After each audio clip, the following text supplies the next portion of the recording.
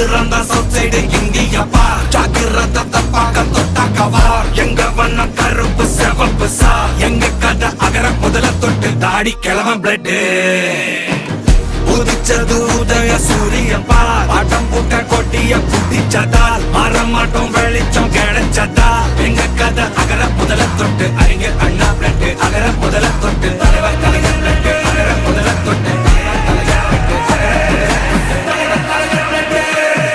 எங்க வாழ்க்கை கேக்குற எங்குற கேள்வி கண்ண இல்ல தலைமுறை இல்ல புதிச்ச தலைவண்டா சொன்னதெல்லாம் செஞ்சு முடிச்சு சிரிச்ச தலைவண்டா